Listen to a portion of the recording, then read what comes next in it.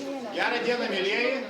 Labai džiaugiuosi, kad susirinkome šiandien taip gausiai į ICM universitetą, kur mums patalpas parūpino ICM mėsa. Ačiū jiems už tai. Šiandien turėsime debatus, kuriuos kviečiu pristatyti Mykolo Riomerio universiteto debatų klubo prezidentą Arną Aiduką. Ladies and gentlemen, Malcolmas X yra pasakęs, mokslas yra raktas į ateitį, nes ateitis priklauso tiems, kurie pasiruošė į šiandien. Šiandien jūs, gerbiami kandidatai į prezidentus, tapę Lijoto prezidentais, kursite ir vystysite daugelio jaunų žmonių ateitį, kurdami Lietuvos jaunimo politiką. Ir šių debatų esmė yra tokia, kad jūs įrodytumėte, kad turite noro, pasiryžimo ir parodytumėte, kad būtent jūs turite tapti Lijoto prezidentais. Kaip jau buvau pristatytas, mano vardas yra Arnas, ir dabar aš jums papasakosiu, kokiu mes formatu šiandien debatuosime. Pasirinkau Amerikos prezidento debatų modelį, kad būtų įdomesnis konfliktas tarp abiejų prezidentų kandidatų. Taigi bus taip. Taip, vienas iš jų gali būti Obama, kitas Romney, pasirinksite per debatą. Nors pagal sudėjimą labiau tu Obama, tu Romney. Gerai, kad Romneys daugiau balsų gavo gyvenime. Nu, sąlyginai. Taigi tęsime toliau pristatydami debatą. Debatas bus sudarytas iš 5 segmentų. Pirmasis segmentas vizijos, antrasis segmentas bus problemos, trečiasis segmentas naujovės, ketvirtasis prioritetai, penktasis baigiamasis žodis. Kiekvieno debato pradžioje aš pasakysiu klausimą. Klausimą, kurį abudu kandidatai turės atsakyti per 2 minutės. Po 2 minučių kiekvienas kandidatas dar turės po 1 papildomą minutę atsakyti tai, ką kitas jo oponentas pasakė. Tada kandidatai užduos vienas kitam po klausimą, į kurį taip pat turės minutę atsakyti. Galiausiai, aš žinau, kad auditorija yra žmonių, kurie labai nori, kaip sakoma, nuimti kraujo iš vieno kandidatų, užduoti tokį sunkų klausimą, kad sakytų, va, aš jam uždaviau tokį klausimą, kad jis nesugebėjo atsakyti. Duosime ir auditorijai užduoti po 1 klausimą kiekvienam kandidatui. Ir jie turės taip pat 1 minutę atsakyti. Pirmojo ir paskutinio segmento metu, kada bus vizijos ir baigiamasis žodis, niekas negalės uždavinėti klausimų ir bus tiesiog 2 minučių abiejų kandidatų prisistatymas. Svarbu dar yra tai paminėti, kad jeigu kandidatas viršys 2 minučių savo kalbos laiką arba atitinkamai 1 minutės, jis išgirs tokį garsą. Reiškia, jo kalba baigėsi. Jeigu jisai viršys dar 15 sekundžių, išgirs 2 garsus. Taip mes naudojame debatuose kalbėtojams, kurie per daug šneka. Tikiuosi, šito dalyko neprireiks šiandien. Tai va. Toliau tęsiant, dar viena yra labai svarbi taisyklė. Šio prezidentinio debato pats gražumas, kad niekas iš auditorijos negali ploti, šaukti, palaikyti ir švilpti ant savo kandidatų. Visų debatų metu jūs turėsite tylėti ir jokių emocijų nereikšti, išskyrus tada, kai klausite klausimą, ir išskyrus dabar, kai aš noriu pasveikinti mūsų kandidatus į prezidentus, Mantą Zakarką ir Vygintą Aidėną.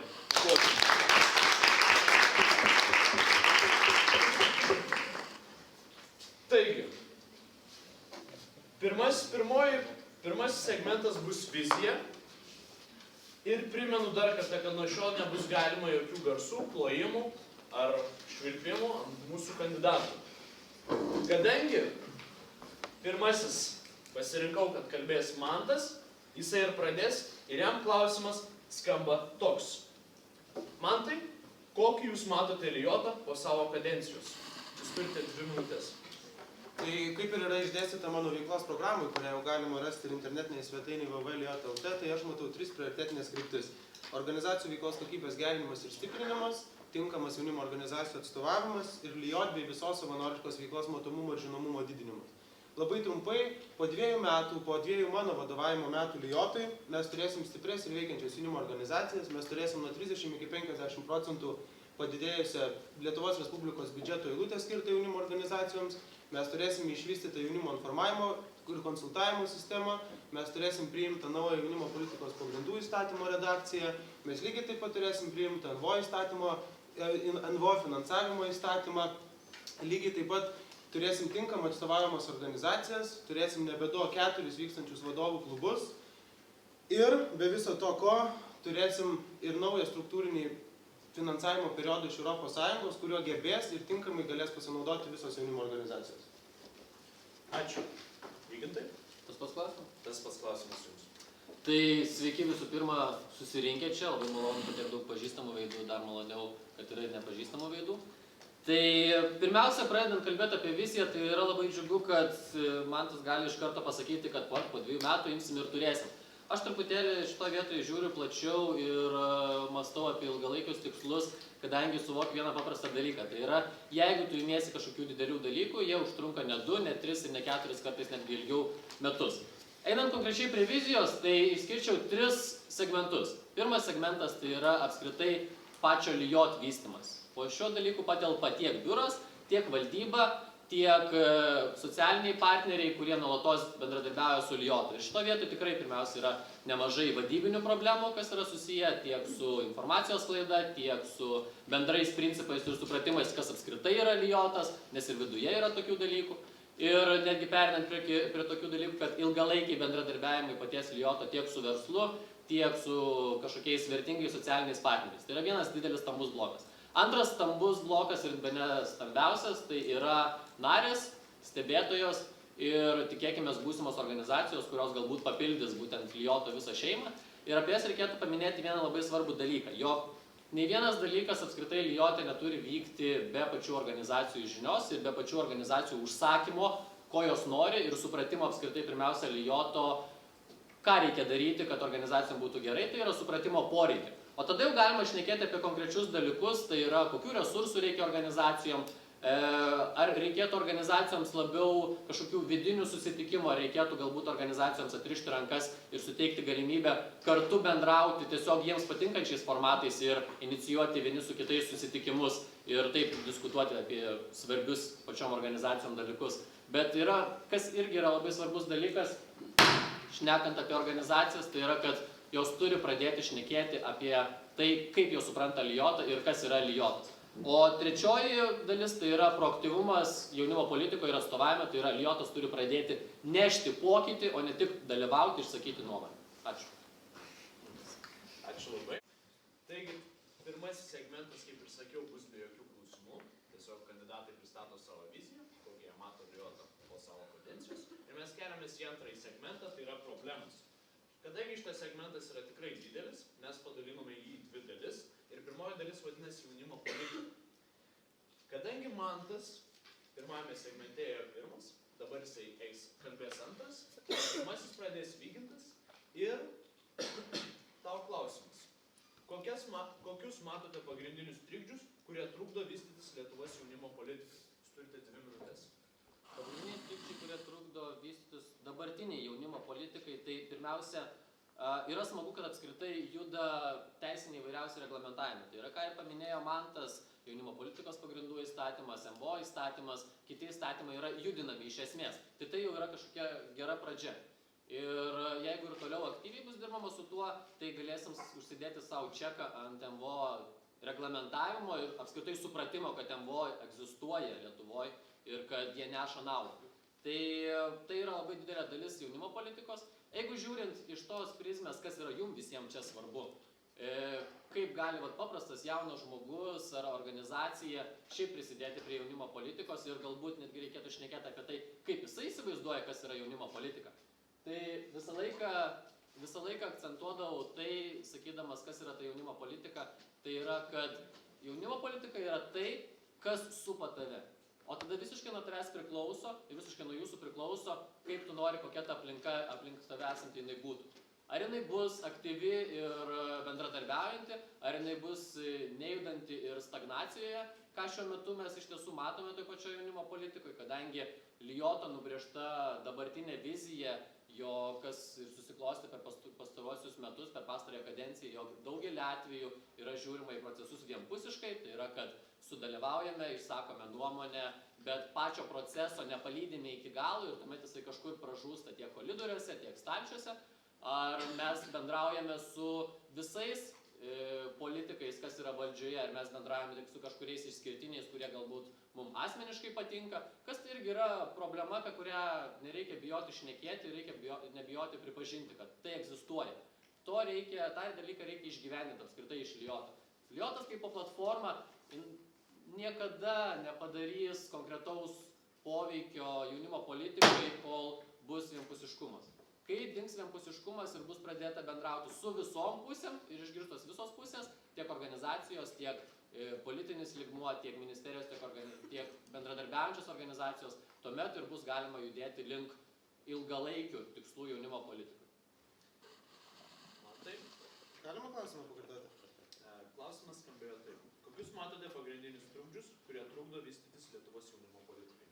Jo, tai Lietuvos jaunimo politika nėra tik Lietuvos jaunimo organizacijų taryba, tai yra labai daug plačių segmentų, ar ne? Tai aš manau, kad išskirti galėčiau 3 bruožus. Tai visų pirma, ko trūksta, tai švietimo žmonių dirbančių valstybiniam sektoriui. Su kuo galima susidurti ir manau, kad kiekvienas iš čia sėdinčių organizacijos narių pritars, kad labai dažnai susidurima su tuo, kad paprastas, pavadinsiu tai, biurokratinis darbuotojas, savivaldybėj, ministerijoje, regiono savivaldybėj, net dažnai nežino, kas yra jaunimo politika, ar ne? Net nežino, kam jinai skirta, kodėl jinai sukurta ir ką jinai apima. Dėl to savo programą aš ir šneku apie LIOT, jaunimo politikos ir savanoriškos veiklos žinomumo ir matomumo didinimą.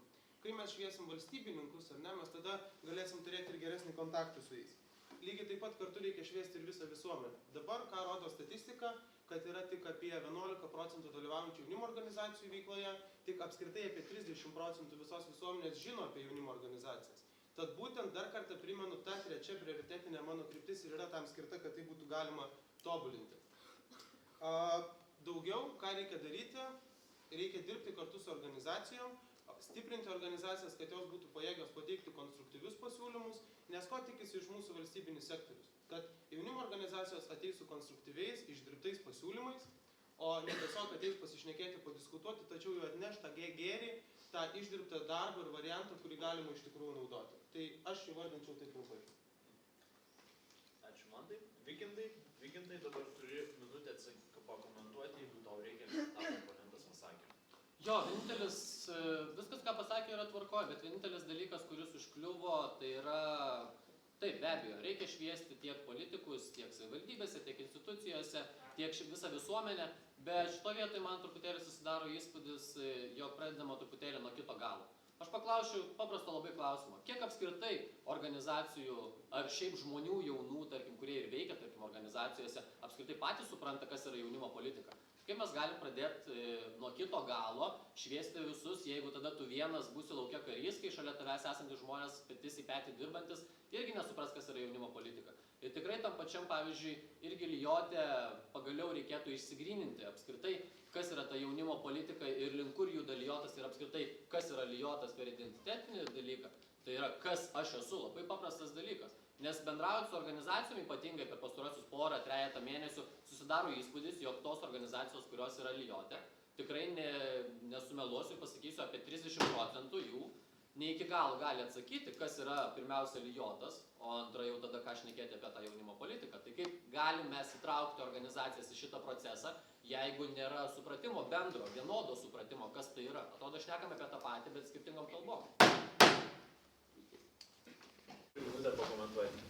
O man pakomentuoti šitą atsakymą ir apskritai, ką Vygintas pasakė. Gali pakomentuoti ir ką jisai pasakė. Jo, tai aš norėčiau paprieštarauti, kad trūksta procesų palydėjimo. 2012 metais Liot pasiūlė priemonių paketą, kaip spręsti jaunimo nedarbo problemą, ką mes turime dabar. Jau nuo rugsėjo mėnesio startavo lietuviška savanoriška tarnyba. Lygiai taip pat mums pavyko pasiekti, kad Europos komisija skirtų papildomus 8 milijonus lygiai tai pačiai problemai spręsti. Jaunimo politikos pagrindų įstatymas prasidėjęs 2012 metais mes turime naują redakciją, kur yra įdėti absoliučiai visi Liot asamblėjai priimti organizacijų pasiūlymai. Nacionalinis jaunimo politikos priemonių planas. Liot valdyba kartu su savo organizacijom pateikė taip pat krūvą pasiūlymų, kurie visi yra patekę į priemonių planą, jis šiuo metu keliauja į vyriausybę, laukia savo priėmimo. Tai tikrai nesutikčiau su to, kad nėra palydėjimo. Lygiai taip pat, kas liečia apie jaunimo politiką, tai nereikia kurti naujų sąvokų. Jaunimo politika, kas tai yra labai aiškiai apibrėžta jaunimo politikos pagrindų įstatymė. Tai yra kryptinga veikla siekiant jaunam žmogui aktualių pokyčių. Kiekviena organizacija, vadinamosi šiuo sakiniu, turi siekti ir siekia iš tikrųjų tų pokyčių. Ir aš iškelčiau tokį klausimą. Ar kiekvienam 14 metų skautui, ar ateitininkui, ar bet kurios kitos organizacijos nariui reikia žinoti, kas yra jaunimo politika? Manau, kad ne, kiekvienas iki to turi daaugti, kad galėtų dalyvauti tam tikrose formatuose. Gali paklausti kito kandidato klausimą. Tai pirmasis gali paklausti Mantas, jei turi tokį klausimą. Jo, aišku, turim. Tai Vygintai, turim 2013 metus.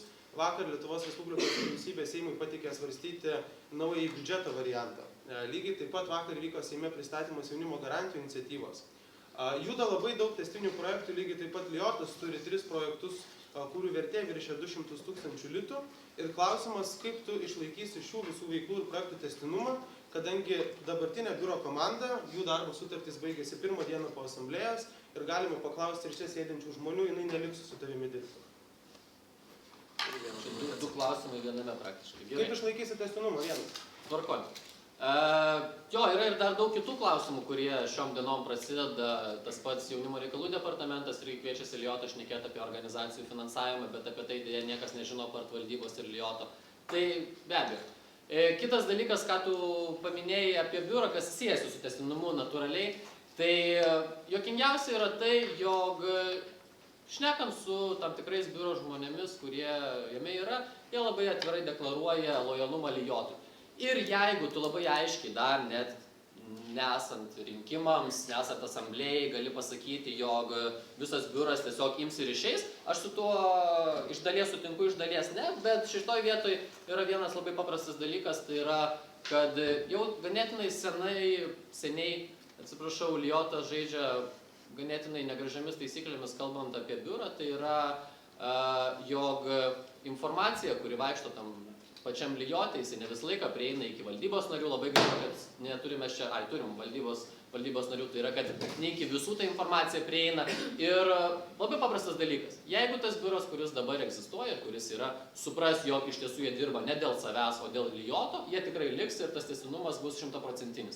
Jeigu jie pasirinks kitą kelią, tai be abejo, tai yra jų reikalas, bet aš esu irgi susiformavęs savo biuro dalį, kuri tikrai puikiai pakeis ir be abejo tų trikdžių pradinių jų nebus išvengta, bet tai yra natūralus keitimosi procesas.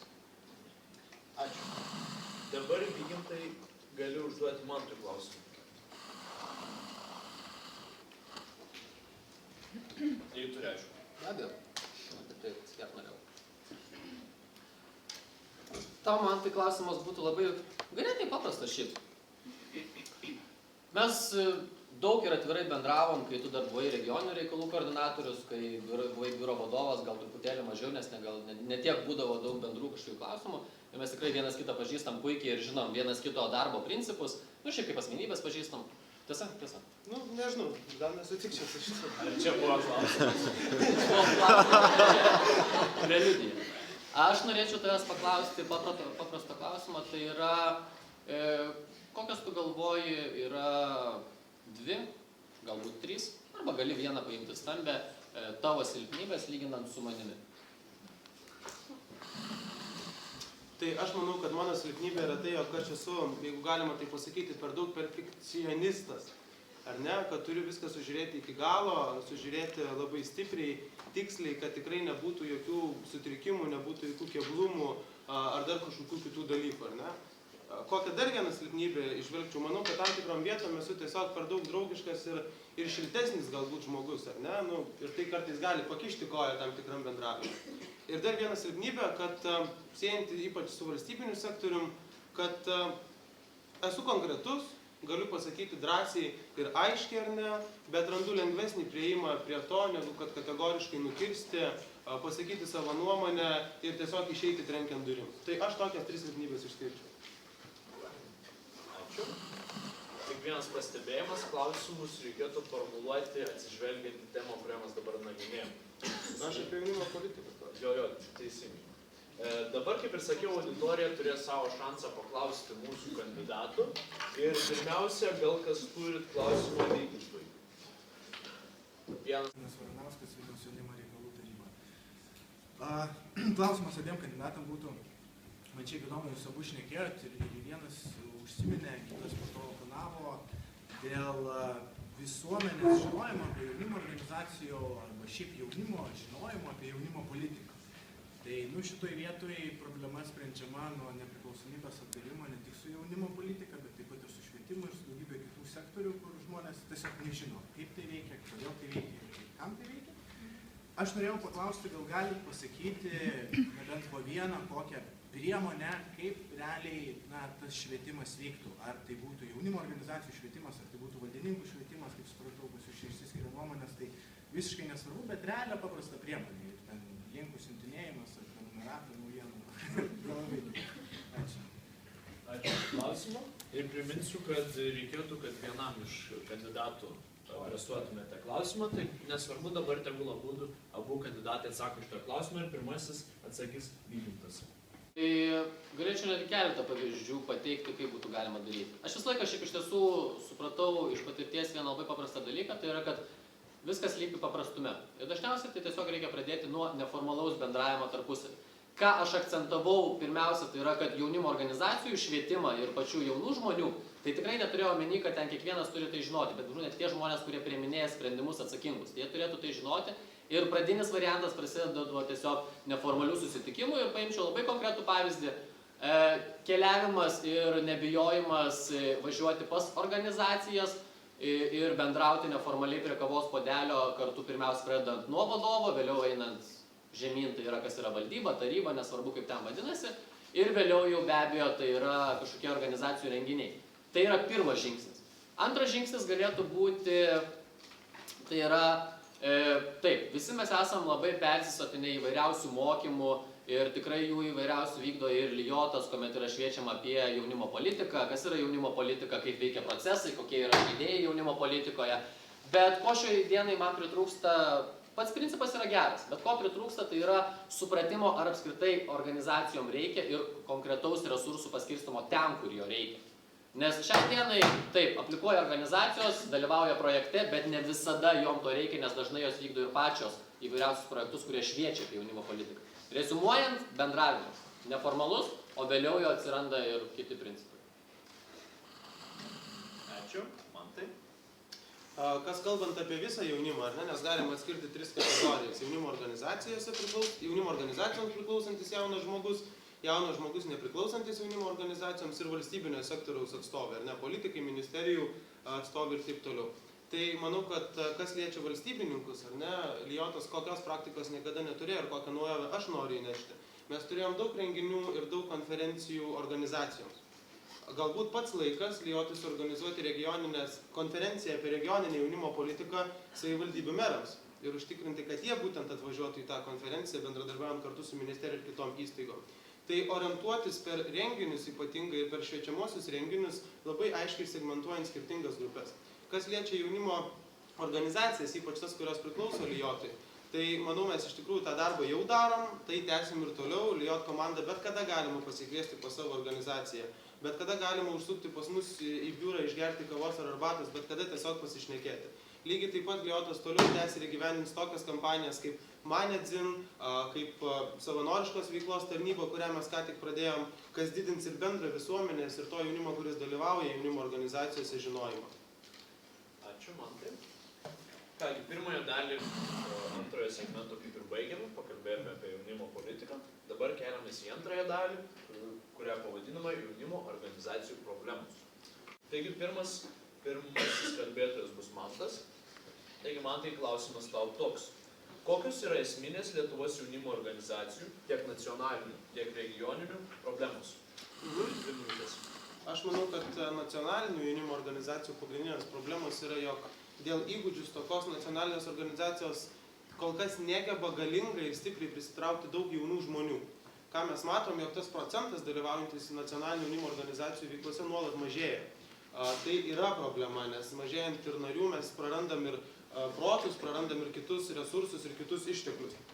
Dar viena problema, jog ypač didžiosios nacionalinės jaunimo organizacijos kol kas neturi įgūdžių susikurti papildomus finansavimo šaltinius. Iš tikrųjų yra vienetai organizacijų, kurios geba aplikuoti į europinių fondų projektus, kurios geba aplikuoti į Norvegijos ar kitų Beneliukso šalių siūlomus projektų fondus finansavimui ir taip toliau, kas liečia finansavimą.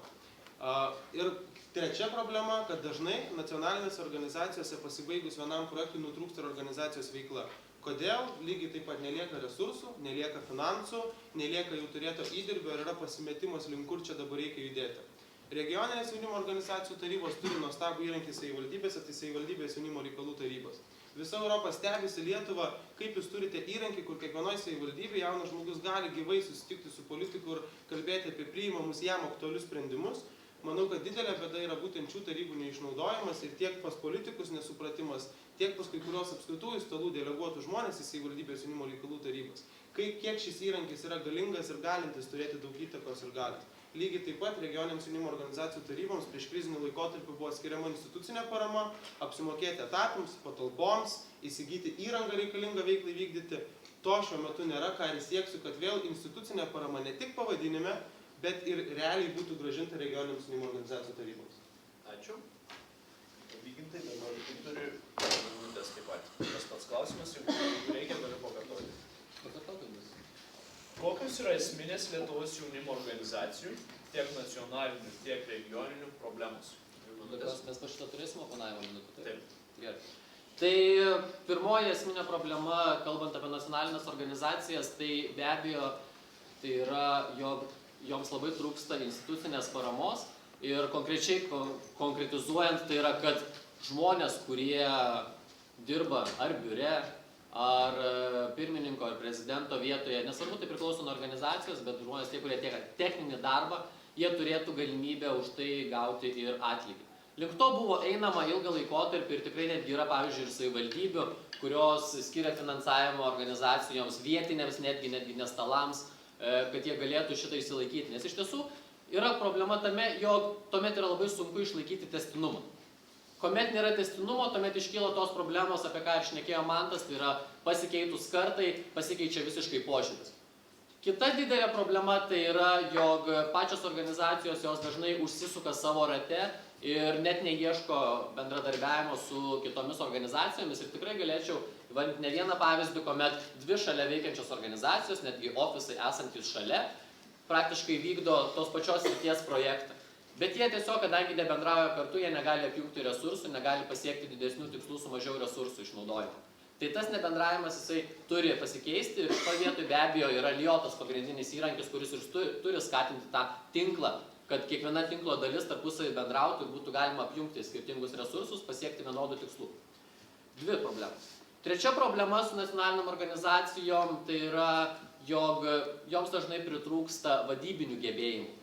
Viena dalis yra, kas vadyboje, tai be abejo yra finansai, kita dalis tai yra elementarus žmogiškųjų resursų valdymas ir elementari strategija, kaip tu valdai organizaciją. Tiek iš dokumentinės pusės, tiek iš to, pavadinkim taip, paprastų narių švietimo, kaip veikia organizacija, koks organizacijos identitetas. Ir pilna pavyzdžių, kuomet organizacijos tiesiog pameta savo identitetą ir nebežino, kur jos eina, su kuo jos eina. Ir va šiandien turėjau puikų pavyzdį, šnekant su jaunimo organizacija Darbas, kada jie 10-mečio progą jie nepatingėjo ir 2 savaitės laiko skyrė vien savo identiteto paieškai. Ir žmonėms šiandien yra paprasčiau bendrauti su partneriais.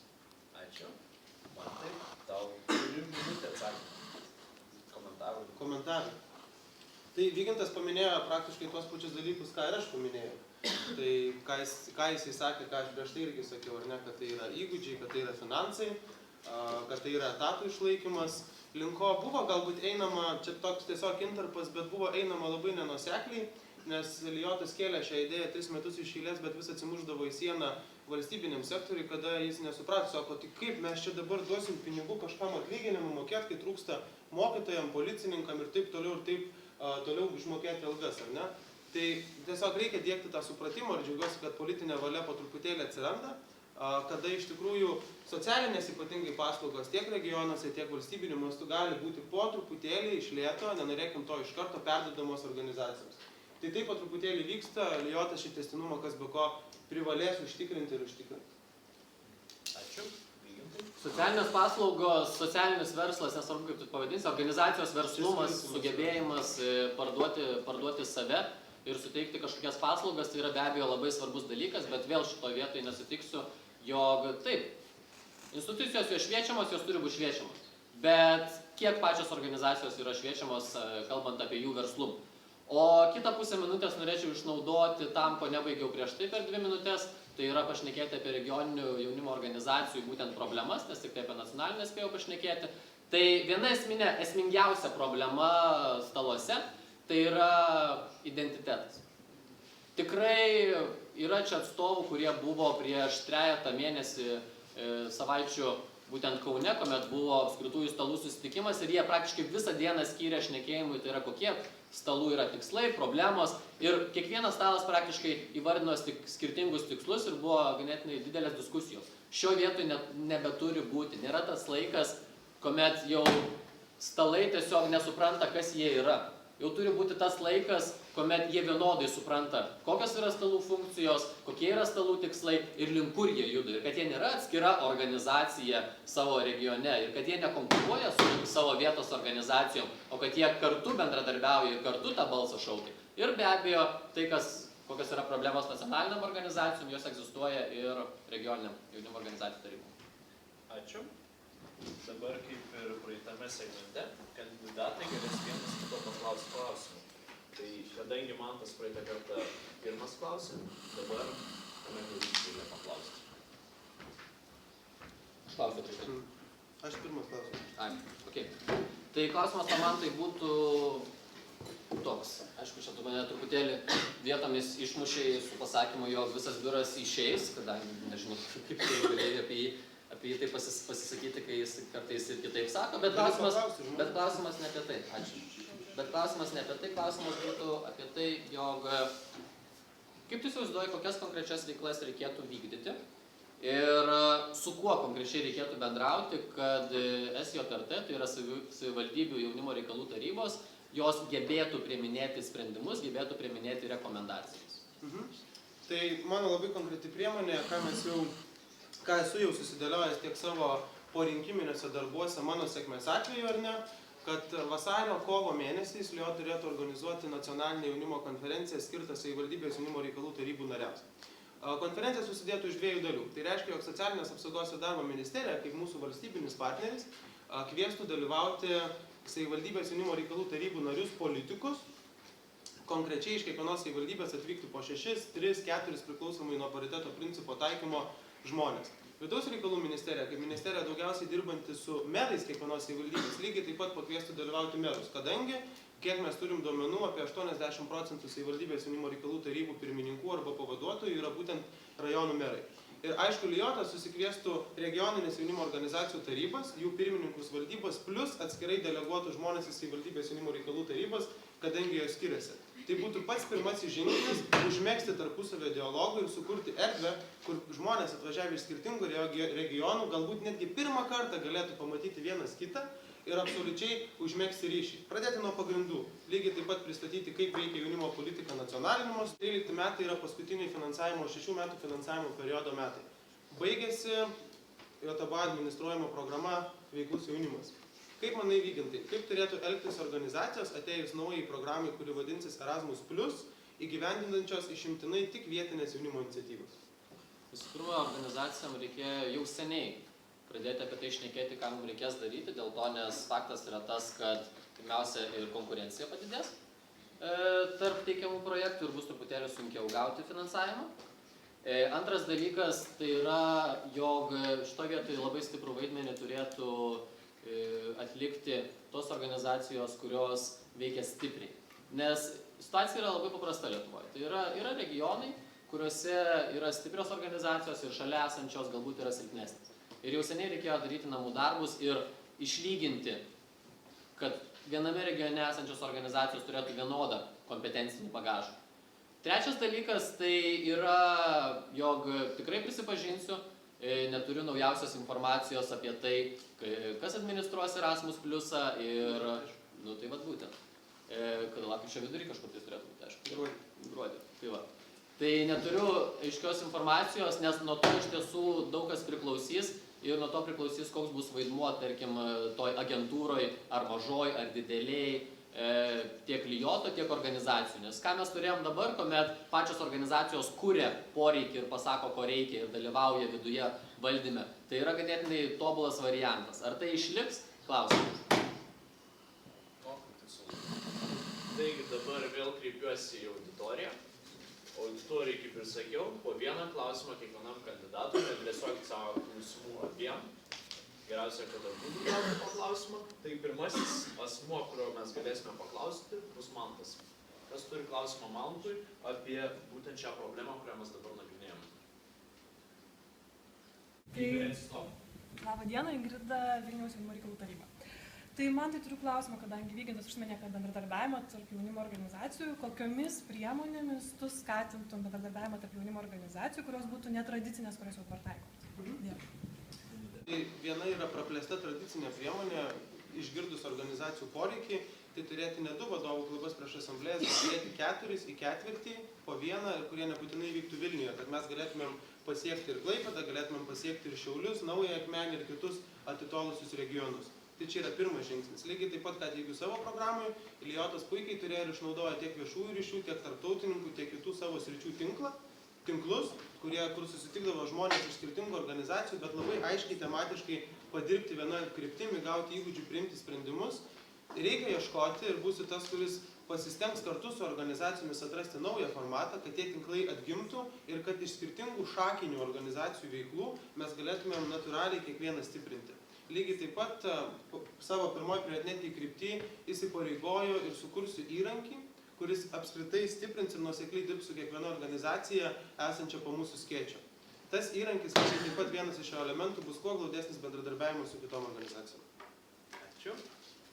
Dabar auditorija gali Vyginto paklausti kokią nors klausimą, ar atsirastų kas nors?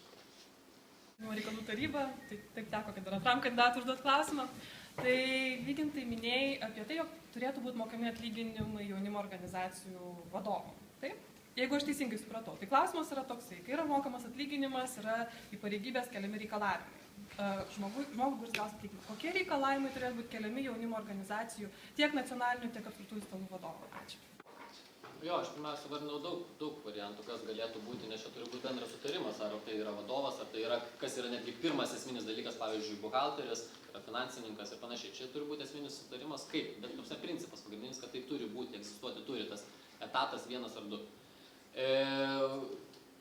Jeigu šnekant apie tai, kaip tai padaryti, pavyzdžiui, ne?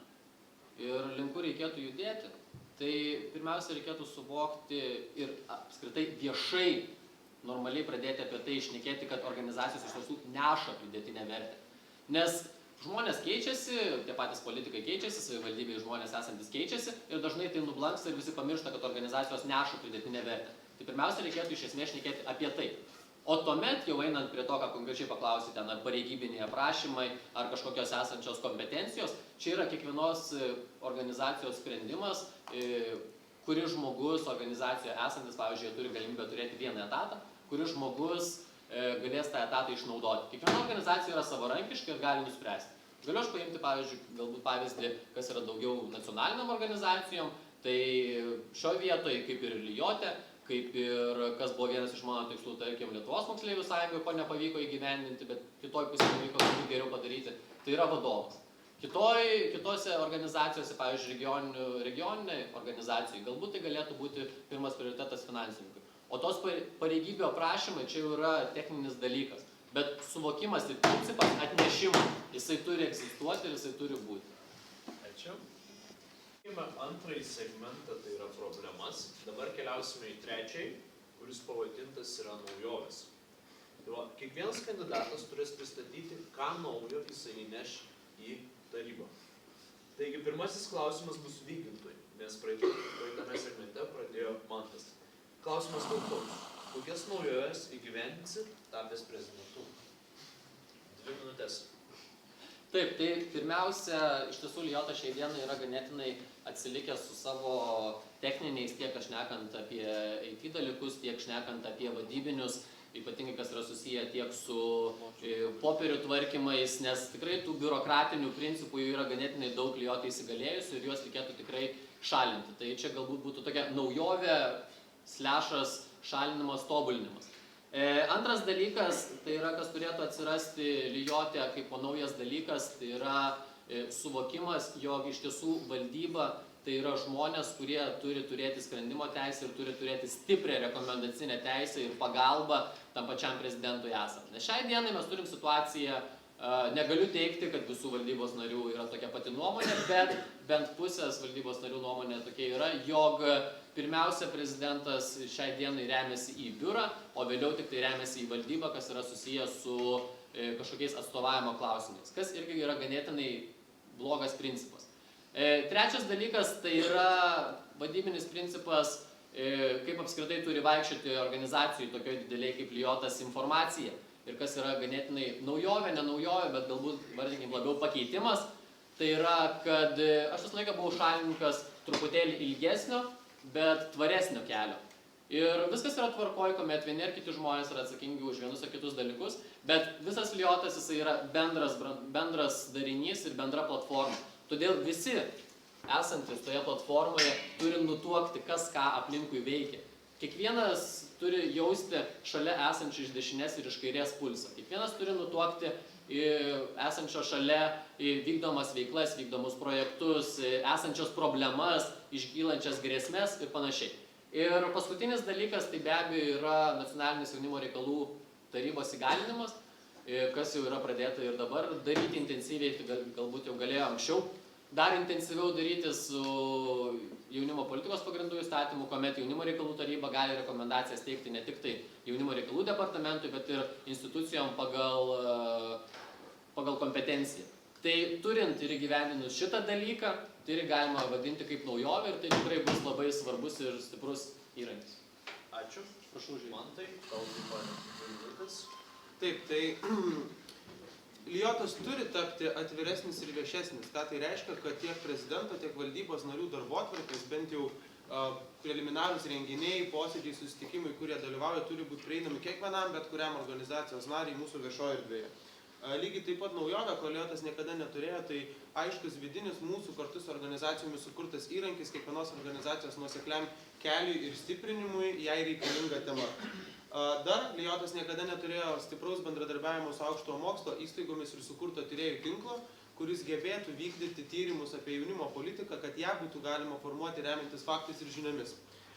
Lygiai taip pat, kas dar yra itin svarbu ir kokia bus naujovė, organizacijos gaus aiškę naudą ir turės parodymą aiškios naudos buvimo Lijote. Mano vienas pagrindinių iš tikslų po 2 metų, kad mes turėtumėm, nežinau kokiu būdu, gal tai galės būti skaidrė, gal tai galės būti plakatas, gal tai galės būti bet kas, ką pasiūlysit jūs ar ne, kad jūs matytumėt, organizacija nėra Lijot narys, organizacija yra Lijot stebėtoja, organizacija yra tikroji Lijot narė ir ką jinai gauna arba ką praranda kiekvienu iš tų segmentų. Tik kai organizacija suvoks aiškiai buvimo Lijote naudą, tada mes turėsim ne 64 narius, bet tikiu, kad pavyks pasiekti užsibrėžtą tikslą ir turėti po 2 metų bent 70 tikrųjų narių ir stebėtojų. Jo, šitą vietą norėčiau pakomentuoti paskutinius turbūt sakinius, kas yra susijęs su organizacijom, su jų skaičium. Tai aš visą laiką mąsčiau irgi taip, jog kol tu nesusitvarkai su esamais dalykais, tu negali prisimti kažkokių naujų. Ir šiai dienai tikrai mes turim tokią situaciją, kuomet iš dabar esančių narių stebėtojų yra organizacijų, kurios yra pakeitusios pavadinimus, yra organizacijų, kurios jau nebeegzistuoja, yra organizacijų, su kuriomis nėra nuolatinio kontakto. Kai nėra nuolatinio kontakto, tu ir negali su jomis diskutuoti ir šnekėti joms rūpimais klausimais. Tai pirmiausia, reikėtų išsišluoti savo kiemą ir susitvarkyti, nebijoti, ką ypatingai, pavyzdžiui, regioninės organizacijos stalai daro, tai yra pasižiūri, kokios organizacijos pas juos esančios sąrašuose veikia, neveikia, ką jos veikia ir ar apskritai verta dar sakyti, kad mes jas atstovaujame. O kai išsišluosim savo kiemą, tada jau be abejo galima mąstyti apie organizacijų būtent didėjimą ir gausėjimą būtent šitos Lijoto šeimos. Kas šalia to yra svarbus dalykas, ko Lijotas ir šiai dienai kartais privengia, bet tai be abejo priklauso visiškai dažniausiai nuo vadovo ir nuo valdybos pozicijos, tai yra bendravimas su organizacijom, kurių nėra Lijote, bet kurios yra svarbios jaunimo politikai. Tai tokias galėčiau įvardinti 2, tai yra Socialdemokratinis jaunimas ir Lietuvos studentų sąjunga. Su jais bendravimas taip pat jisai turi būti sukurtas, nors ir jie nėra nariai, bet su jais turi būti bendraujama nuolatos. Ačiū.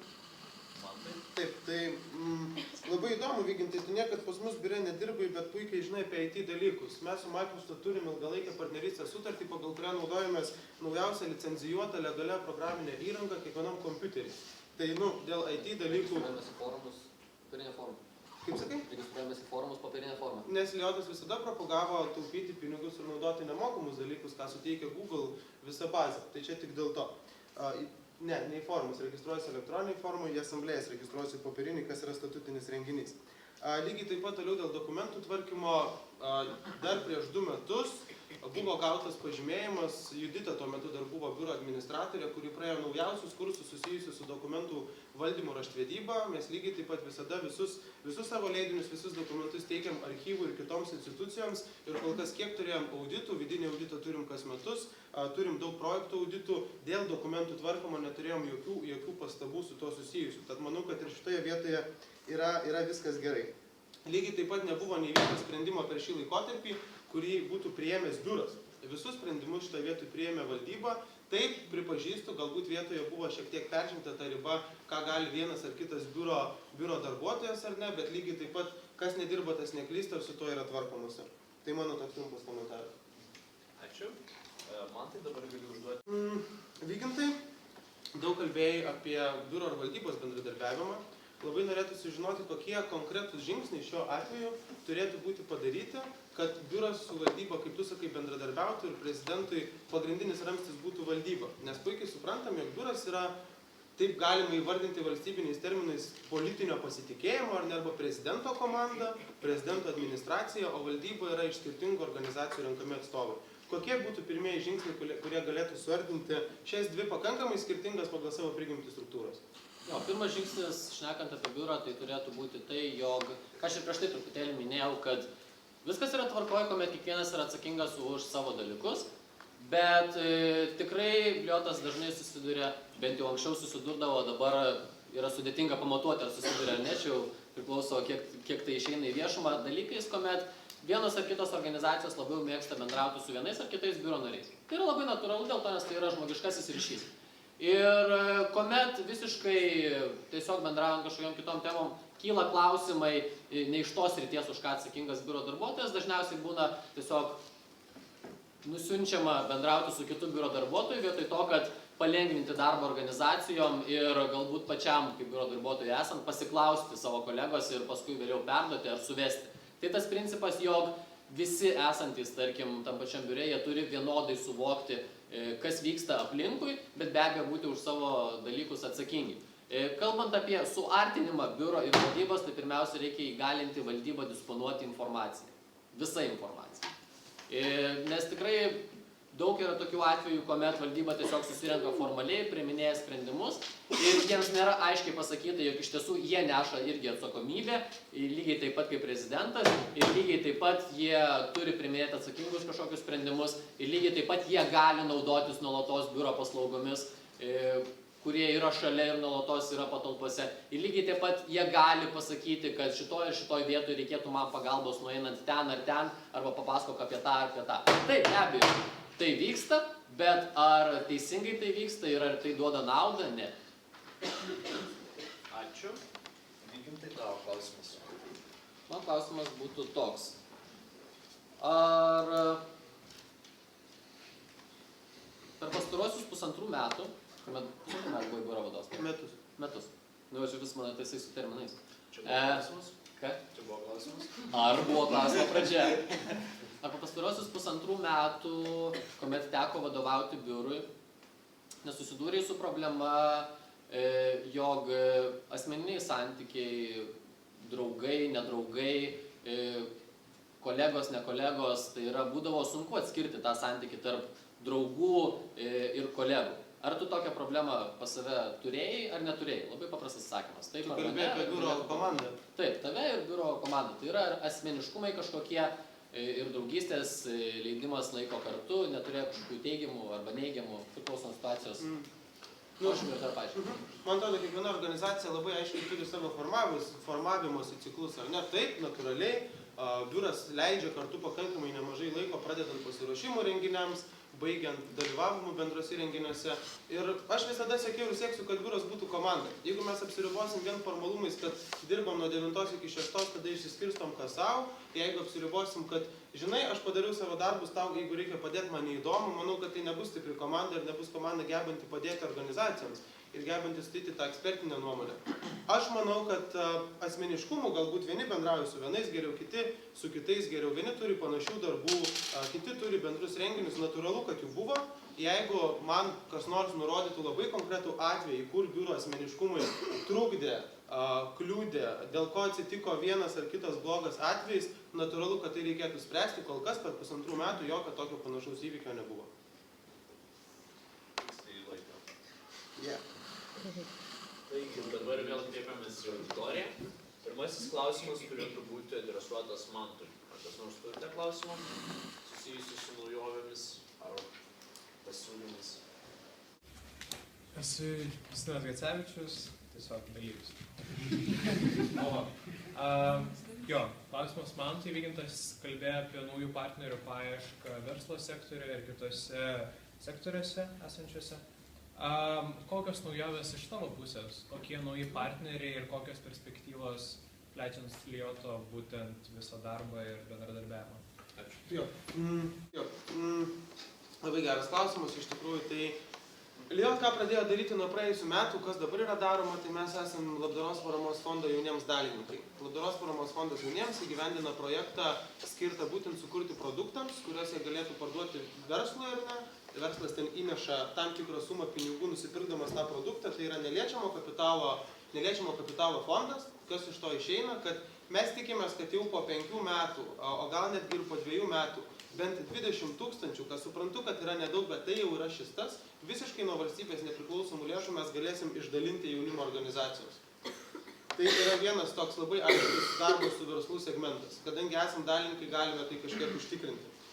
Liotas toliau vystė savo partnerystę su tokiais ilgalaikiais partneriais kaip Sysam Lietuva, naujienų portalas Delfi, Microsoft Lietuva, lygiai taip pat dabar toliau šnekamės su Teo, nes jie buvo tie, kurie labai propagavo savanorišką veiklą, kurie padėjo skleisti tą visą žinutę. Tai su šitais partneriais bendradarbiavimas bus vystomas ir toliau.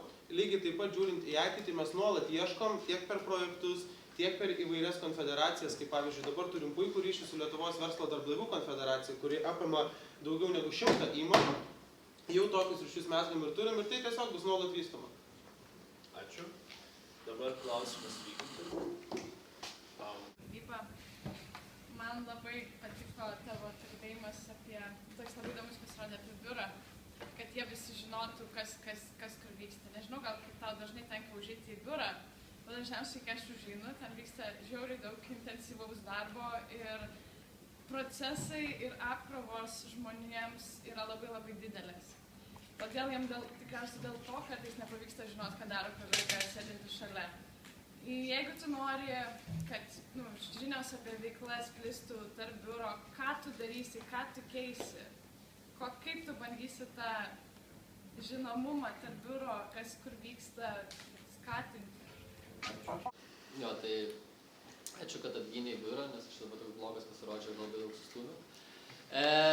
Paprastas dalykas, ką aš taikiau ir Lietuvos moksleivių sąjungoje, kur reikėjo vienu metu valdyti 14, 16, 12 biuro narių, šalia to dar 21-22 valdybos narius, tai yra nuolatos turėti visą informaciją, kad ta informacija tarpusavį judėtų nuolatos. Taip, apkrova yra didelė, bet čia yra vadybinis sugebėjimas, kaip tu tai sudėliosi ir kiek žmonių dirbs su kokiu dalyku. Ir visiškai priklauso tai nuo pačių žmonių kompetencijų. Nes irgi tikrai yra pilna pavyzdžių, kuomet informacijos iš to paties biuro, aš tikrai nenoriu, kadangi jie čia yra, tikrai kiekvieną iš jų asmeniškai gerbiu ir su jais kiekvienu yra tekę dirbti, sakyti, kad jisai ar jinai dirba blogai. Bet tokių pavyzdžių yra ganėtinai nemažai. Tai šito vietoj irgi reikėtų pirmiausia dar pamastyti apie nuolatinę biuro žmonių kompetencijų gilinimą, tiek tikrai ko trūksta Liote ir kas turėtų nuolatos vykti ir nuosekliai.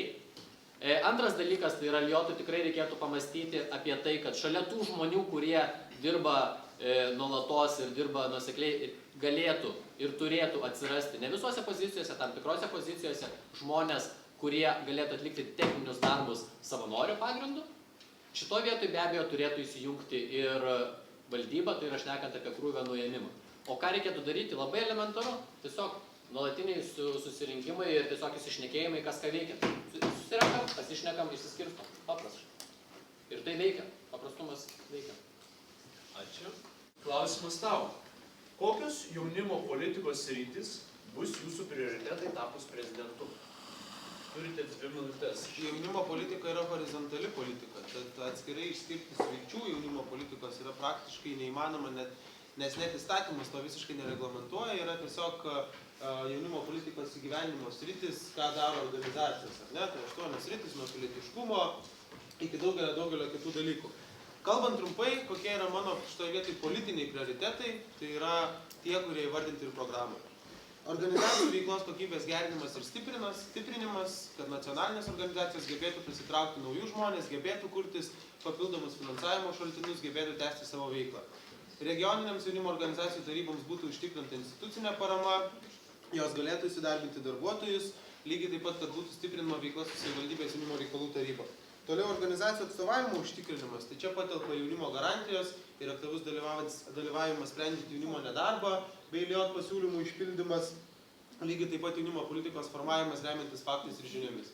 Kas liečia trečią prioritetinį kryptį, kas yra LIOT ir organizacijų veiklos žinomumo ir matomumo didinimas, tai lygiai taip pat turi būti pasiekta ir įdiegta jaunimo informavimo konsultavimo sistema, turi apie jaunimo organizacijų veiklą žinoti vis daugiau jaunų žmonių. Tokios yra 3 pagrindinės politinės prioritetinės kryptys. Ačiū. Vygintai. Jo, tai aš labai tikiuosi, kad čia esantis visi tikrai skaitėt LIOT strategiją, kur labai aiškiai yra parašyta, ką šito klausimu reikėtų daryti, bet aš pabandysiu pridėti truputėlį dar iš savęs ir labiau paprastesniais žodžiais. Tai aišku, pirma vieta, kas yra svarbiausias dalykas ir ko tikrai trūksta dabartinėje jaunimo politikoje, tai yra informavimas ir tikrai galutinai turi būti padėti visi taškai ant I ir pradėta mąstyti labai aktualiai apie tos pačius informavimo centrus, apie tos pačius galbūt resursų centrus, kurie yra reikalingi organizacijoms ir kiek yra taip pat tekę šnekėti tiek su Evaldu iš Eurodesko, kuris daugiausiai LIOT dirba su informavimu. Tai šitie dalykai po truputį juda, juos būtinai reikia tęsti ir į tai kreipti labai didelį prioritetą. Antras dalykas tai yra, ko linko irgi judama, bet ko dažnai pritrūksta, kalbant apie jaunimo politiką, tai yra integralumas, integracija, susiejimas su kitomis temomis, kurios taip pat yra aktualios jaunimui, su tom pačiom kitom politikom. Tai galiu pateikti keletą pavyzdžių, ta pati kultūros politika, švietimo politika, socialinė politika. Tų ryšių yra, bet tikrai yra daug labai vietų, kuomet vieni kitus dubliuoja, kuomet tie patys resursai vieni kitus dubliuoja. Tai šitą fokusą ir prioritetą taip pat reikėtų dėti į šią temą.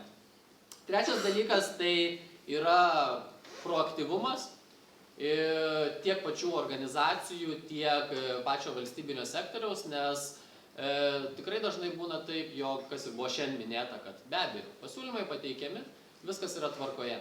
Bet ar tie pasiūlymai jie įsigyvendina? Klausimas. Jie nugula ant popieriaus, be abejo, bet ar jie įsigyvendina?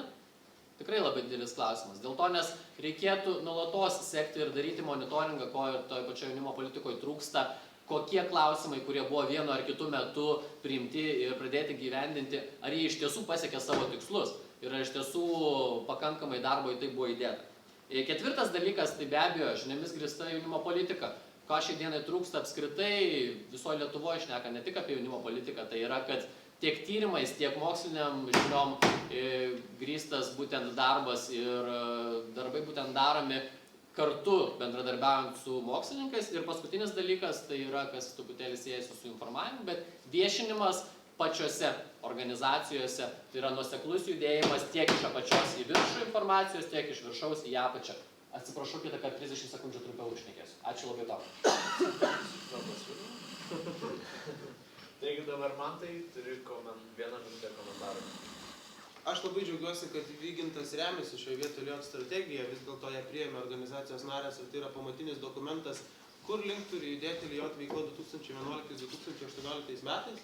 tiesiog kelčiau natūralų klausimą. Manau, kad remtis vien strategiją ir statyti visko ant strategijos yra negalima, kadangi bet kurioje organizacijoje, įmonėje, netgi valstybėje, vadovas, pirmininkas ar prezidentas, kad ir kaip mes jį bevadintumėm, yra tas vėliavnešys, kuris turi atnešti naujoves, kuris turi parodyti dar naują judėjimo kryptį arba atrasti naujus kampus, kaip judėti link tos strategijos pilno įgyvendinimo.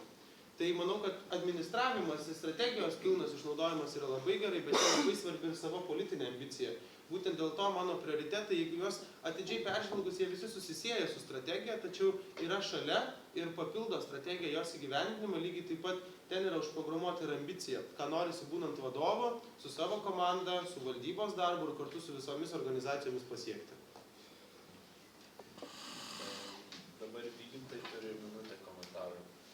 Taip, tai kadangi 30 sekundžių tik tai man duota, tai aš nekomentuosiu prieš tai, ką Mantas labai gražiai šnekėjo, tą gražią projektinę kalbą, visiems jinai labai yra suprantama, tobulinimas, aktyvinimas ir panašus dalykai. Aš paminėsiu dar vieną svarbų labai dalyką, ką šiai dienai tikrai Liotas irgi yra padaręs lapsusą, bet tai irgi priklauso grynai ir nuo organizacijų noro, ir viso bendro sektoriaus organizacijų, tai yra jaunimo politikos plėtros programa, kuri savo dienai buvo statoma kaip labai svarbus akcentas ir kaip labai svarbus įrankis, kuris turi atnešti konkrečią naudą, o ne tik tai būti popieriuje parašyta, jog darysim tą, prioritetai bus ten.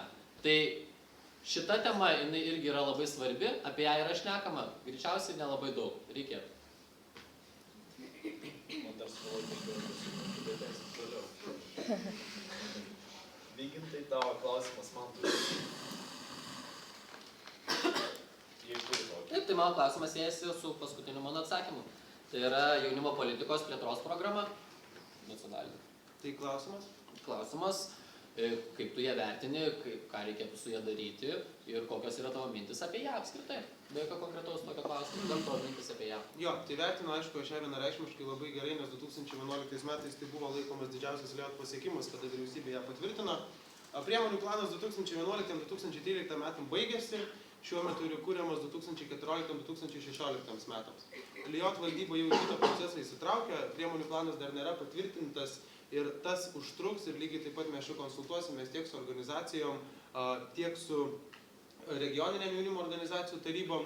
Kas svarbu paminėti, aš nemanau, kad nėra daroma tai, kas yra to jaunimo politikos plėtros programų. Jaunimo darbuotojai, kurių yra jau sertifikuota virš 500, atviri jaunimo centrai, atviros jaunimo erdvės, atsirado būtent iš ten. Jaunimo informavimo konsultavimo sistema, kurios aprašo praėjusiais metais parengė Liotas ir yra tikslas ją įdiegti, atsirado lygiai taip pat iš ten. Tai yra daroma, sutinku, kad jei trūksta viešumo, trūksta skaidrumo, trūksta monitoringo, būtent dėl to ir sakiau, jog naujovė ir bus, jog su manim Liotas bus viešesnis ir labiau matomas, kad visos organizacijos dar geriau ir giliau galėtų įsigilinti į visus procesus. Man tai dabar tavo klausimas. Vygintai, kadangi pats rėmėsi Lioto strategiją, klausimas būtų toks apie Lioto strategiją ir apie politinę ambiciją tarptautinių atžvilgių, ar ne? Kadangi taip, tai yra Lietuvos jaunimo organizacijų taryba, bet mes vystome ir tarptautinę veiklą. Kaip manai, kokie turėtų būti žingsniai, stiprinantis ir užtikrinantis tvarų ir sistemingai vykstantį struktūrinio dialogo procesą Lietuvoje? Siejant su tarptautiniu lygiu. Nes tai yra Europos komisijos struktūrinis dialogas, apklausos, kurias mes darom kiekvienais metais ir po to vyksta Europos jaunimo konferencija. Tvarkoj. Kadangi šiaip paminėjai truputėlį tarptautinį lygmenį, mes šiaip ganėtinai apie jį mažai šiandien šnekėjom, tai skirsiu 15 sekundžių tam. Tai Liotas šią akimirką turėtų pradėti aktyviai dirbti su tarptautiniais reikalais, bet ne tokiam lygmenį, jog mes dalyvaujame, reiškiame savo nuomonę, bet tokiam lygmenį, jog mes teikiame ekspertinę nuomonę ir keliame klausimus patys iš savęs. Pirmas dalykas. Antras dalykas be abejo tai yra padėjimas organizacijom ir kalbėjimas tiek su apskritai apie rytų partnerystės temas, tiek išnešimas ir tolygus būtent tęsimas to, kas jaunimo konferencijoje buvo, taip toliau ir panašiai. Bet reziumuojant, tai turi prasidėti aiškus žingsniai į pokytį.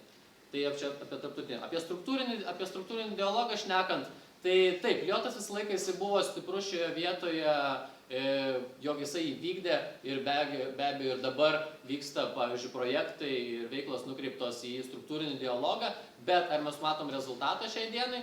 Ne, mes jo nematom. Labai konkretaus. Dėl to, nes pasikeičia žmonės, prasirotuoja organizacijose, ateina nauji ir dažniausiai vėl pradedama iš naujo. Ir lygiai taip pat, kaip minėjai, jog reikia šviesti tos pačius politikus, valdybės ir organizacijas apie jaunimo politiką, tai irgi yra struktūrinio dialogo dalis. Bet jeigu vėl mes apie tai šnekame, kai metai iš metų tai yra daroma, tai be abejo reikėtų turbūt konstatuoti, jog reikėtų galbūt iš naujo pamastyti, ar teisingus metodus mes naudojam struktūriniam dialogui Lietuvoje. Ačiū.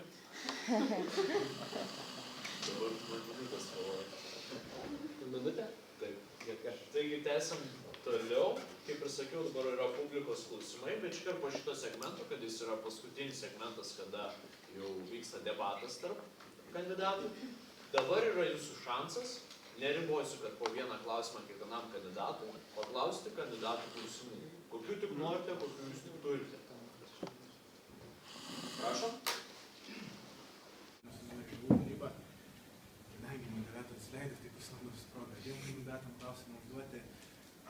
Čia daug kalbėta apie įvairius dalykus, daug tiesos pasakyta ir gaila, kad dažnai jaunimo politikoje mes žinom apie ką kalbėti, bet dėja priemonių nepakanka tam įgyvendinti. Problemos yra labai mažiau aišku, bet mano klausimas yra susijęs su tema, kurios lyg ir aš neišgirdau nei vieno iš jūsų paminint, tai yra neorganizuotas jaunimas.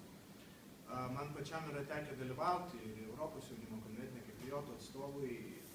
Visada juokingas dalykas ir perdėm toksai nemalonus būdavo jausmas, kai tu šnekėjai apie neorganizuotą jaunimą, apie jaunimą neturinti darbo, turinti kažkokių problemų, o ten sėdi visi tokie pižonai, kuriems šiaip gyvenime sekasi, jie yra savim patenkinti ir daug dalykų žino, studijuoja universitetuose ir viskas su jais tvarkoja. Tai man klausimas yra, ar jūsų planuose, kaip prezidentų, yra kažkokių tai minčių be šiuo metu Lijoto vykdomų projektų, ką galima būtų daryti, kad iš tikrųjų Lijotas neštų to jaunimo balsą, kuriam ir skauda tos problemos, o ne tų žmonių, kurie susirenka ir galvoja, kad iš tikrųjų žino, kaip sutvarkyti kitų gyvenimą. Ačiū. Tai pagrindinis dalykas, kurį aš matau, kad Lijotas pagal savo strategiją turi vieną principą, kad Lijotas gali atstovauti tik savo narėms organizacijoms. Bet Lijotas turi ir privalo žinoti nuomonę, ką ar tu sakei, ar ne, o kas vyksta tose kitose jaunimo sektoriuose, ar ne, kas vyksta pas neorganizuotą jaunimą, kas vyksta pas tą patį studentišką jaunimą, kadangi mes dabar neturim Lietuvos studentų sąjungos, ar ne. Tai aš čia statyčiau viską ant faktais ir žiniomis grįstos jaunimo politikos, kada mes galime išsitirti, pasiekti tą žmogų gyvenantį bet kuriam regione, vartojantį alkoholį, vartojantį narkotikus ar ne, galbūt čia vienas labai aiškus segmentas, galbūt kitą, kuris net nežino apie jaunimo organizacijų veiklą. Labai gerai, jeigu gatvėje žmogus gali pasakyti, kad yra skautai ir ateitininkai, bet ar gali pasakyti daugiau organizacijų, kartais tai yra didžiulė kliūtis. Tai faktais ir žiniomis grįsta jaunimo politika, kada Lijotas tokiu įrankiu, tokiu būdu turės informaciją apie visą jaunimą, ar ne, o ne tik apie organizuotą. Ir kada tiems, kaip tu vadini, pižonams susirinkus, nebus galima pažiūrėti į lubas ir priimti tam tikrų sprendimų, o jie turės aiškus skaičius, aiškius mokslo pasiūlymus, kaip galima vieną ar kitą priemonę spręsti. Labai aiški viena yra neišnaudota prizmė Lietuvoje ir ką mes puikiai, kaip tik su tavim Vilniaus jaunimo reikalų tarybom ir su kitais žmonėm taryboje darom, tai ir bandom skleisti tą gerąjį pavyzdį ir ką Lijotas galėtų irgi padėti skleisti tą gerąjį pavyzdį kitas savivaldybės, tai yra neformalios grupės, pirmiausia.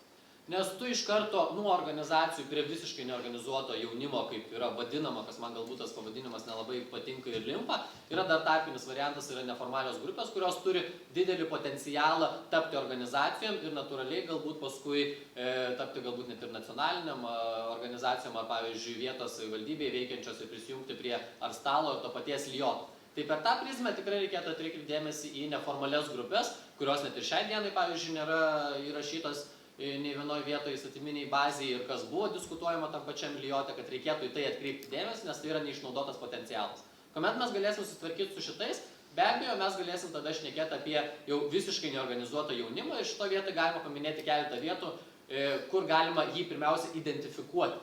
Nes tikrai netinka metodai, kuriais dirbama su jais, negalima taikyti tų pačių metodų, su kuriais dirbi su organizacijom ir su jais. Tu turi mokėti tą dalyką. Šiai dienai aš galiu konstatuoti faktą, kad tikrai didžioji dalis nemoka dirbti su neorganizuotu jaunimu. Tai jeigu mes identifikuosim jį per jaunimo centrus, per savivaldybės, per įvairiausius darbo centrus ir panašiai, ir užmėgsim kontaktą, tada galėsim juos patraukti jau į sekantį lygmenį ir taip toliau, taip toliau, taip toliau. Ačiū. Man atrodo, man diktuosis atviras numerį, aš tau už minutės pervietinėsiu, ne?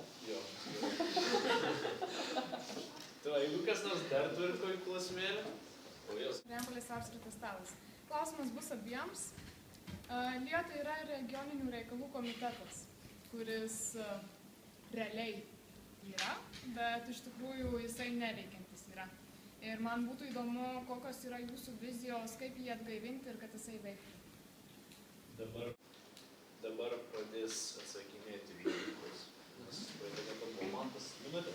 Tai vasario mėnesį, kai buvo vadovų klubas ir pati dalyvavai ir organizacijas, kur dalyvavo, bandė kelti tą klausimą, ką reikia daryti su regioninių reikalų komitetu, bet tuomet, kaip ir dažnai buvo tiesiog pažiūrėta į tai per paviršių ir nebuvo imtasi konkrečių veiksmų, iš esmės diskutuoti apie tai, ar jo reikia, ar jo nereikia. Nes pirmiausia yra tas esminis klausimas, ar reikia ar nereikia. Jeigu, tarkim, organizacijos nusprendžia, kas yra šiai dienai, kad jo reikia, bet tiesiog yra nedalyvaujama jo veikloje, tuomet jau reikia ieškoti formų. Bet man labai vienas dalykas nepatinka su regioninių reikalų komitetu, jog tai dažniausiai būna statiškas būtent pagal vietą dalykas. Nes, būkim vieni bet teisingi, kuomet tas dalykas kaip regioninių reikalų komitetas, kas yra puikus pavyzdys, kuriamas, tarkim, stalų susitikimai, kuomet buvo Kaune, dabar estafetė perduodama Kaunui, vėliau Vilniui, vėliau, man atrodo, yra su Klaipėda galbūt tartasi. Tai yra ta estafetė, jinai keliauja. Lygiai taip pat su regioninių reikalų komitetu, kokia forma jo turėtų būti, ar tai turėtų būti pačių organizacijų organizuojami susitikimai, bet kartu su Lijoto pagalba, jeigu jos reikia, ir tuomet jau vyksta diskusijos ir konkretus pasiūlymai teikiami, ar tai turėtų būti labiau kaip šiai dienai, kuomet tau kaip pirmininkai komiteto reikia bandyti ieškoti visų ir kviestis, bet klausimas yra, kiek yra noro pas pačias kitas organizacijas.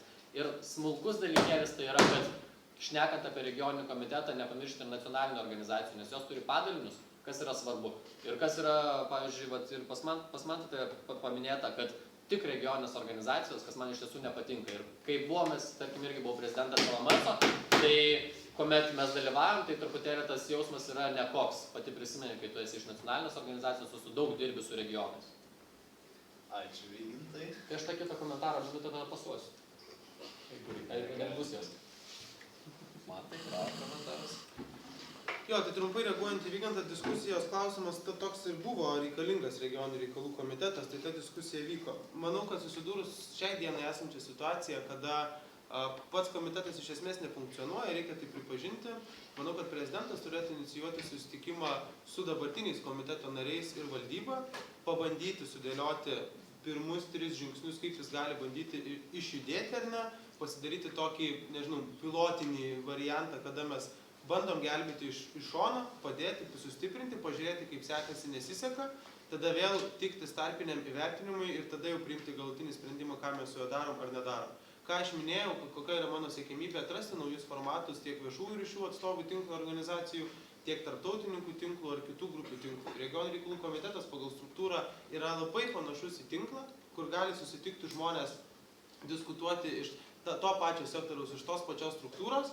Tai manau, kad lygiai taip pat jis turi būti ieškoma naujo formato, jis privalo būti atgaivintas, nes jis yra puikus ir puikiai erdvė apskritiesiams salam diskutuoti. Ir taip reikėtų, kaip ir aš sieksiu daryti su vadovų klubais, kad jo posėdžiai vyktų ne tik Vilniuje. Ačiū. Auditorijoje dar yra klausimų. Gerai, prašom. Gerevičius, Vytautas universitetas. Šiaip jaunimo reikalų taryba. Mantas klausimas tau, žodžiu, kaip žmogus technikos, sakykime taip. Buvo daug kalbėta apie IT sprendimus, kad jie yra naujausi, visą kitą. Jūs šiaip ten įsivaizduojate, tau kaip biuro vadovai turiu omeny, kad jūsų puslapis nėra pritaikytas mobiliesiems renginiams ir planšetams visų pirma. Su jumis neįmanoma susisiekti, jeigu bent ar norėsi surasti jūsų kontaktus, jeigu norėsi konsultacijos ar kažko tai. Jeigu turi planšetą arba telefoną, ką turi daugiausiai jaunimo. Ir šiaip, sakykime, kiek žinau, jūs neturite ryšių su visuomenių koordinatorius kaip tokio. Ta atsakomybė gulasi ant kažkieno kitų pečių.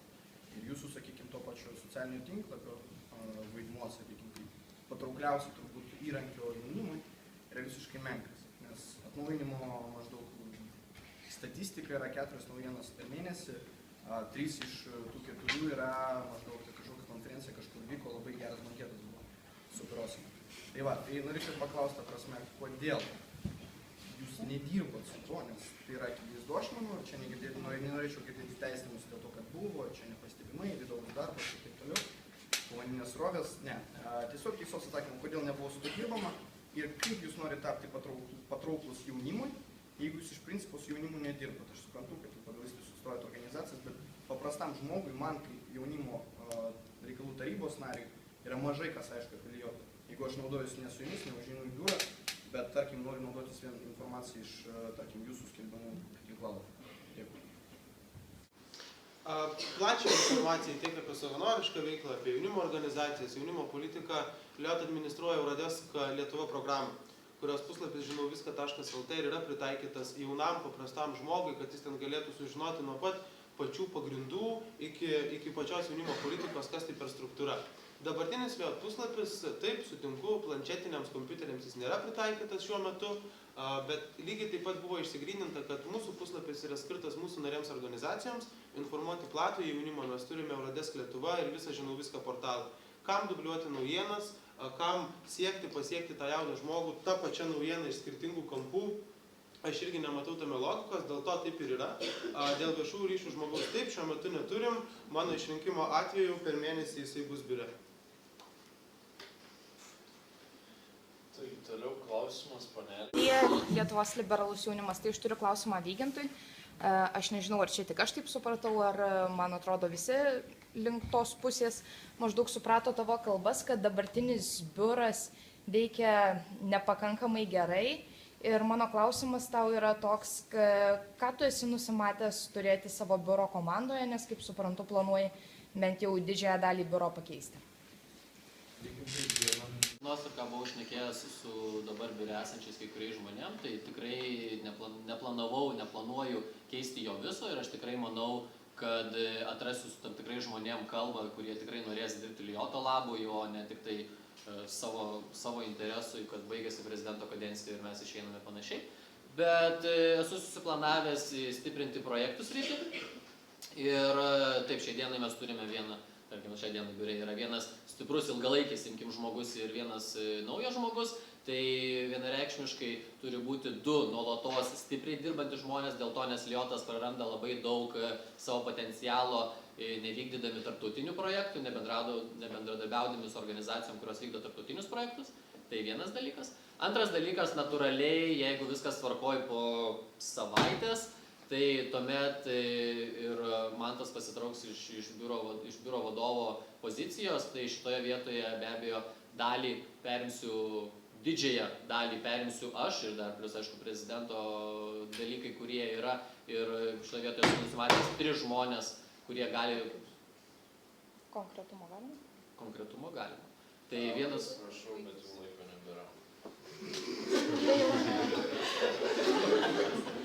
Kandidatas savo klausimą atsakė, tai jų laiko tikrai nebeduosim. Aš tam neterminį? Nesvarbu, kaip spėsim. Taigi vienas paskutinių klausimų. Tai pirma, Viosasui didelis ačiū už suorganizuotus debatus, o klausimas Mantui. Šiandien nagrinėjant tavo veiklos programą, komentaras apie veiklos programą, kad man ten labai paskęsta nacionalinės organizacijos kažkur tai. O klausimas yra toks, kokia vieta tavo manimų numatyta regioninių reikalų komitete nacionaliniam organizacijom?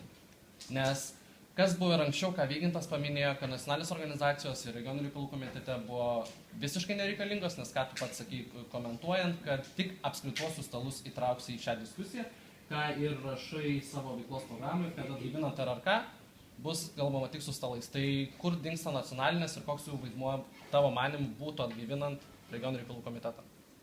Buvo, tai aš jau jį atsakiau, kad inicijuoti su valdyba komiteto pirmininkų pirmus žingsnius jo atgaivinimui. Mano programai tikrai nėra įrašyta, kad regioninis reikalų komitetas tik apskritiesiams stalam. Tik žodelio ten tikrai nėra. Bet pagrindą jį sudaro, atsakinėjau klausimą, pagrindą sudaro natūralu, kad apskritieji stalai, kadangi tai yra regioninių reikalų komitetas ir pirmiausia jis yra skiriamas šioms organizacijoms. Kai ir pats pradėjau biure savo karjerą nuo savanoriavimo, paskui buvau regioninių reikalų koordinatorius, visada kviečiau nacionalinės organizacijas jas įsitraukti ir manau, kad didžiosios nacionalinės organizacijos turinčios daugiausiai padalinių regionuose bent po vieną savo atstovą jį turėtų deleguoti. dabar bus paskutinis klausimas ir matau tik vieną ranką pakeltą. Tiksliau spėta vieną ranką pakeltą. Arminas Varnauskas, Jota. Abiem klausimas labai trumpas, gal dar spėsiu kiti paklausimai, reikia atsakymo skaičiaus arba proporcijos. Tai yra jūs abu, kaip Vygintas Eidėnas ir Mantas Zakarka, tai yra be pareigų, tai yra ne Lijot prezidentai šiuo atveju, ar ne? Kiek su keliais Seimo nariais galėtumėt susiskambinti rytoj ir jie su jumis susitiktų kavos, arbatos ir ilgam? Ačiū. 7 spėjau iš karto skaičiuoti. Man tai. Tai galėčiau susitikti su visų frakcijų pirmininkais, tai čia jau gaunasi berods 5 su mišria grupe. Lygiai taip pat pažįstu puikiai socialinių reikalų komiteto, švietimo komiteto, jaunimo ir sporto reikalų komisijos, Seimo narius pirmininkus, tai čia yra dar plus 3 žmonės. Ir jo, manau, kad visi tikrai sutiktų išgerti kavos. Iki vakar galėjau susitikti ir su Seimo vicepirmininku, bet šiandien jis vakar nepristatydino. Justinas Licevičius. Klausimas Mantui. Minėjai apie švietimą politikų ir valstybės tarnautojų. Labai daug. Kaip Arminas minėjo prieš tai, jog sėdi kai kurie pižonai užsiėmė savo darbais, kai kurie atsakingi už savo partijos veiklas ir kam jiem orientuotis į tą jaunimą. Ir Lijotas gal ir vykdo būtent bendradarbiavimo jaunimo su valstybės tarnautojais ir politikais dialogo. Bet dabar būtent man tai neįdomu, kokie nauji metodai ir galimybės priimti naujus rezultatyvesnius, užtikrinančius jaunimo dialogą su politikų vystymą. Ką priimti? Gerai, suformuluosiu.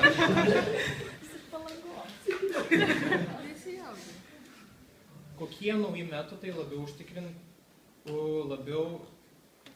užtikrinantis ir rezultatyvesni,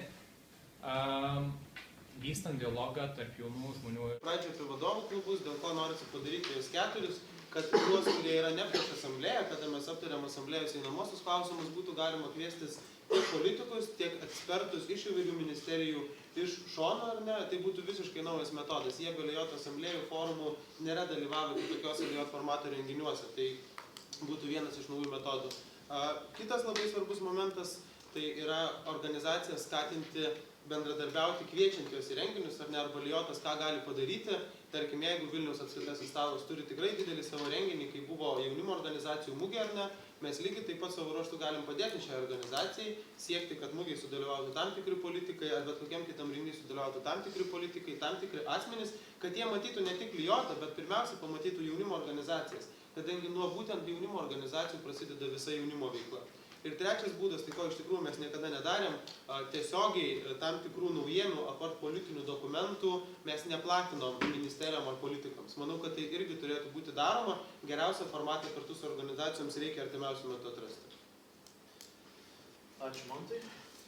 Taigi viskas, daugiau klausimų nebepriimsim. Ir keliamės į paskutinį 5. segmentą, tai yra baigiamasis žodis. Dabar kiekvienas kandidatas turės po 2 minutės atsakyti į mano klausimą, kodėl jūs turėtumėte būti Lijoto prezidentu. Jūs turėsite 2 minutės, labai paprastas klausimas, save pareklamuoti prieš rinkimus. Vygintai? Pasireklamuoti prieš rinkimus, iš karto populistiniai visokie sakiniai į galvą pradėjo lysti. Ne, bet jeigu šnekant rimtai, tai yra keletas vietų, ko reikia iš tiesų šiai dienai Lijotui ir ką kaip aš kaip asmuo į prezidento vietą galiu pasiūlyti ir ką aš kaip asmuo su savo tiek socialiniu kapitalu galiu pasiūlyti ir žmonėms, su kuriais yra tekę dirbti. Ir aš kaip asmuo, turėdamas patirtį, dirbant su organizacijom ir jas gaivinant, padedant joms, tiesiogiai esant jaunimo reikalų taryboje ir tiesiogiai esant nacionalinio jaunimo reikalų taryboje, tiesiogiai bendravus su visais žaidėjais, kurie yra jaunimo politikos toje pačioj schemai, tai patirtis toje vietoje jinai yra ir svarbiausia yra patirtis. Tai kad jinai būtų perduodama teisingai. Ir kad irgi, kas buvo šiandien akcentuota, tas pats tęstinumas, jisai išliktų. Nes tikrai yra gerų darbų, kurie yra vykdomi ir kurie turi būti būtinai tęsiami. Tai čia yra vienas dalykas. Antras dalykas, tai ką manau, tai yra mano stiprybė ir taip pat esu įsitikinęs, kad to šiai dienai Lijotui jau reikia. Tai yra, aš esu atėjęs iš visiškai kitokios mokyklos. Tai yra, aš esu užaugęs ne Lijote, aš esu užaugęs ne biure, aš esu užaugęs organizacijai. Ir aš augau organizacijose pačiose. Ir tikrai šiai dienai Lijotui, tam, kad jis galėtų restartuoti save, tam, kad jis galėtų pradėti iš naujo vienus ar kitus dalykus, tikrai reikia naujo gūsio ir naujos lyderystės. Ir būtent tos kitokios mokyklos ir kitokio supratimo apie tas pačias organizacijas. O daugiau viskas yra tiesiog darbas. Tie, kas su manim dirbo tiek LMS, tie, kas su manim dirba tiek jaunimo reikalų taryboje, kam yra tekę bendrauti tiek skirtingose, tarkim, staluose, kuriuose yra tekę padėti su vienom ar kitom problemom. Visi žino, kad aš niekada nepasakysiu, jog esu užsiėmęs ir negaliu padėti. Bet šito vietoj reikėtų atkreipti dėmesį į tai, jog turint tai minty, nereikėtų to, aišku, piknaudžiauti. Bet tai yra labai svarbus dalykas, tas neformalus būtent bendravimas, kuris ir yra pagrindinis dalykas tam, kad tu galėtum pirmiausia vesti į priekį. O vėliau jau be abejo šnekėti tiek apie bendrus taškus, tiek šnekėti apie tai, link kur mes einam. Bet restartas jisai yra neišvengiamas ir jisai turi būti. Tai arba mes liekam prie stabilumo, kuris vienų akise yra vienoks, kitų akise kitoks, arba mes einam į pokytį. Ačiū. Man tai, jau tau. Tai savo veiklą jaunimo srity pradėjau nuo 13 metų. Beveik prieš 10 metų atėjau į neformalią jaunimo grupę. Po to sekė jaunimo organizacija, po to buvo apskritasis stalas, po to buvo apskritojo stalo pirmininkas. Su juo tas apskritasis stalas, Rokiškio apskritasis stalas, tapo Lijot stebėtojais. Mačiau Lijotą iš išorės, ne veltui nusprendžiau įeiti į vidų, ar ne? Pirmi metai atvažiavus į Vilnių savanorystę, ieškojimas savęs, o kurgi aš tam Lijote galėčiau save atrasti. Po to 1,5 metų darbas regioninių reikalų koordinatorium, dirbta su daugeliu apskritųjų stalų, įgyveninti 2 didelis stambus struktūrinio dialogo stiprinimas regionuose projektai, vystomos veiklos ir toliau tapimas biuro vadovu, kada per tą laikotarpį, kada itin keitėsi biuro komanda, kada reikėjo vėl iš naujo sujungti tą tvirtą kumštį, kuris nebijo iššūkių, nebijo jokių kliūčių ir moka jas apeiti ar nemoka jas panaikinti, tai pavyko pasiekti. Pavyko pasiekti, kad dabartiniai žmonės yra dirbantis metus arba ilgiau. Pavyko pasiekti, kad biure dirba žmonės turintys aukštą išsilavinimą arba bebaigiantys savo mokslus. Pavyko pasiekti, kad jaunimo organizacijoms Lijotas būtų dar bent kiek atviresnis. Pavyko pasiekti tai, kad, man atrodo, iš organizacijų, jeigu perėmus visas 64, nebūtų tiksliau organizacijos, kurioje nepažinočiau nei vieno žmogaus arba nežinočiau tos organizacijos veiklos specifikos. Dirbau nuo apskritojo stalo iki nacionalinės jaunimo organizacijos, su ją padedant ją, stiprinant ją iki tokių organizacijų kaip Lietuvos jaunimo Ramuva, kur yra visiškai į kitokią veiklą, į istorinę, į kultūrinę veiklą orientuotą organizaciją. Tai 3 metų patirtis būnant išorėje ir matant Lijotą iš išorės. 3 metų patirtis būnant Lijoto viduje suponuoja 2 dalykus. Jeigu matai, kaip ir ką dar gali padaryti, kad išlaikant stabilumą būtų atnešamos naujovės, kad išlaikant stabilumą būtų atnešami lygiai taip pat nauji dalykai ir naujai stiprėti organizacijos, turi eiti pirmyn. Jeigu sėdi vietoje ir nematai, ką gali padaryti ir galvoji daryti tą patį, eiti į šitą poziciją nereikia. Aš žinau, matau, ką ir kaip reikia daryti, kad Lijotas stiprėtų, augtų ir būtų dar stipresnis tiek valstybiniam sektoriui, tiek tarp jaunų žmonių, tiek tarp žinoma savo jaunimo organizacijų. Ačiū. Ačiū. Na, dabar norėčiau sulaužyti mūsų pagrindinę taisyklę, tai yra tylos taisyklė ir paploti abiem kandidatams.